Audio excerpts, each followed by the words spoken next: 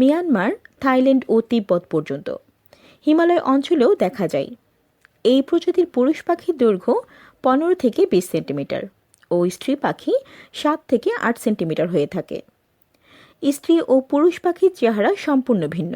পুরুষ পাখির মাথার রং নীলাভ, ঘাড় রক্ত লাল, পিঠ ও লেজ কমলা লাল, ডানায় জলপাই রঙের সঙ্গে নীল টান, গলা নীলাভ কালচে, বুকে হলুদের উপর কমলা হলুদ রঙের ডিম্বাকৃতি টান, বুকের নিচ থেকে লেজতল পর্যন্ত জলপাই হলুদ। শরীরের তুলনায় লেজ বেশ লম্বা।